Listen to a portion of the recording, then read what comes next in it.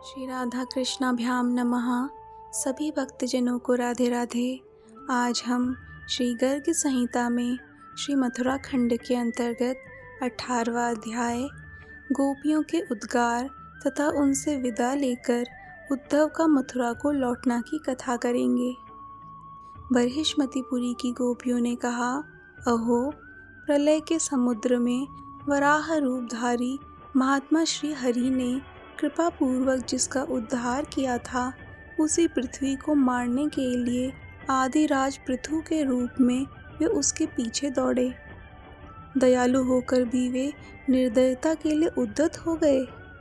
लता रूपा गोपियाँ बोली, विश्व के वैद्य महात्मा धन्वंतरी पूर्व काल में अमृत कलश के साथ समुद्र से प्रकट हुए, किंतु उन्होंने वह अमृत अपने हाथ से नहीं बांटा, परंतु जब उसके लिए देवता और असुर आपस में वैर बांधकर युद्ध के लिए उद्यत हो गए, तब कलह प्रिय श्री हरि ने स्वयं मोहिनी नारी का रूप धारण करके वह सुधा केवल देवताओं को पिला दी। नागेंद्र कन्या रूपा गोपियों ने कहा, दंडक नामक महावन में इन श्री हरि को श्री राम रूप में देखकर शूर्पनखा इन्हें अपना पति बनाने की इच्छा से इनके पास आई थी, किंतु लक्ष्मण सहित इन्होंने उस बेचारी के नाक कान काटकर कुरूप बना दिया। यह कैसी निष्ठुरता है, उसने इनका क्या बिगाड़ा था। समुद्र कन्या रूपा गोपियाँ बोली, जो प्रतिदिन सैकड़ों घरों में जाती और लोगों को सुख दुख दिया करती है, वह चंचला लक्ष्मी इन श्री हरि के पास न जाने स्वकीया और सुशीला बनकर कैसे टिकी हुई है। अप्सरा रूपा गोपियों ने कहा, सखियों, इनके प्रति प्रीति करने से रावण की बहन को अपनी नाक और कान दोनों से हाथ धोना पड़ा था, अतः उनकी बात छोड़ो। इन्होंने तुम्हारे ऊपर उससे भी अधिक कृपा की है कि नाक कान छोड़ दिए।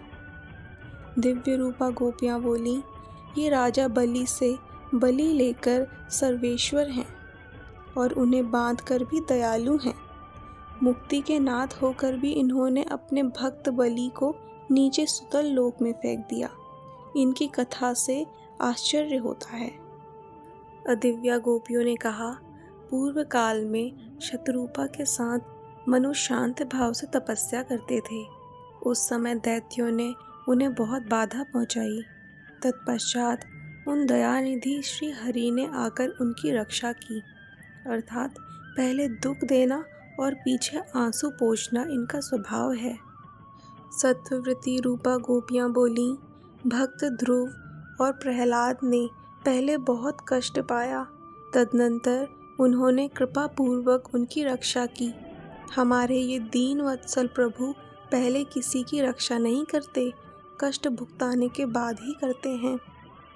रजोगुण वृत्ति रूपा गोपियों ने कहा, रुक्मांगद, हरिश्चंद्र और अम्बरीश इन साधु शिरोमणि नरेशों के सत्य की परीक्षा करके ही श्री हरि ने उन्हें पुनः भागवती समृद्धि प्रदान की। संभव है हमारे भी प्रेम की परीक्षा ली जाती हो। तमोगुण वृत्ति रूपा गोपियाँ बोली, जिन छली बलि श्री हरि ने पूर्व काल में वृंदा को छला था, इन्हीं को आज छलमयी और बलवती कुब्जा ने छल लिया। जैसे को तैसा मिला।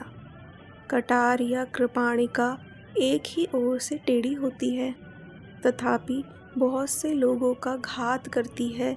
इधर कुब्जा तो 3 जगह से टेढ़ी है, उसे 3 जगह से टेढ़े श्री कृष्ण मिल गए, फिर वह कितनों का घात करेगी, कुछ कहा नहीं जा सकता।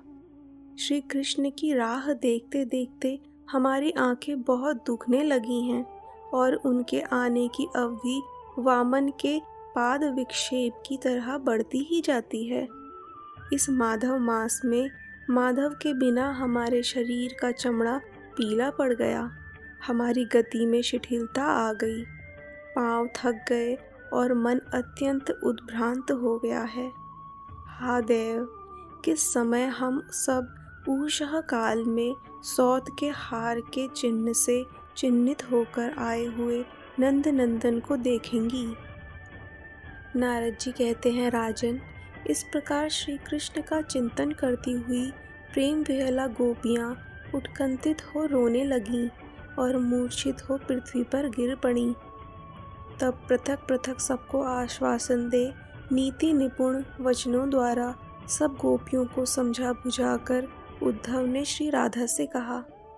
उद्धव बोले, परिपूर्णतमे कृष्ण स्वरूपे वृषभानुवर नंदिनी, मुझे जाने की आज्ञा दीजिए। ब्रजेश्वरी, आपको नमस्कार है। शुभे, महात्मा श्री कृष्ण को उनके पत्र का उत्तर दीजिए।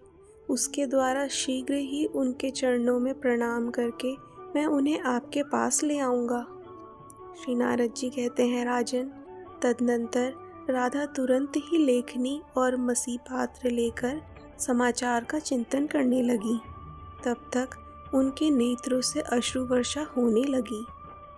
श्री राधा ने जो जो पत्र हाथ में लेकर उसे लेखनी से संयुक्त किया, वह उनके नेत्र कमलों के नीर से भीग गया। श्री कृष्ण दर्शन की लालसा से अश्रुधारा बहाती हुई कमल नयनी राधा से विस्मित हुए उद्धव ने कहा। उद्धव बोले, श्री राधे, आप कैसे लिखती हैं और कैसे दुख प्रकट करती हैं, यह सब कथा मैं आपके लिखे बिना ही मैं उनसे निवेदित करूँगा। श्री नारद जी कहते हैं, राजन, उद्धव की वाणी सुनकर राधा ने बाधा रहित हो समस्त गोपियों के साथ उस समय उद्धव का पूजन किया। तत्पश्चात परादेवी रासेश्वरी श्री राधा को प्रणाम और उनकी परिक्रमा करके गोपीगणों से विदा ले सबको बार बार मस्तक झुकाकर उद्धव रत्नभूषण भूषित उस दिव्याकार रथ पर आरूढ़ हुए। उनको अपनी बुद्धि और ज्ञान पर जो बड़ा अभिमान था वह दूर हो गया। वे संध्या के समय नंद जी के पास लौट आए। सवेरे सूर्योदय होने पर गोपी यशोदा को नमस्कार करके उद्धव नंदराज की आज्ञा ले क्रमशः 9 नंदों, वृषभानुओं, उपनंदों और अन्य लोगों तथा कृष्ण के संपूर्ण सखाओं से अलग अलग मिले और उनसे विदा ले रथ पर आरूढ़ हो वहाँ से चल दिए। समस्त गोप और गोपियों के समुदाय उनके पीछे पीछे दूर तक पहुँचाने के लिए गए। उद्धव सबको स्नेहपूर्वक लौटाकर मथुरा को चले गए। श्री कृष्ण यमुना के मनोहर तट पर अक्षय वट के नीचे एकांत स्थान में बैठे हुए थे।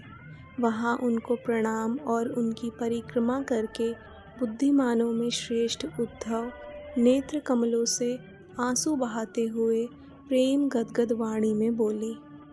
उद्धव ने कहा, देव, आप तो सबके साक्षी हैं, आपको मुझे क्या बताना है।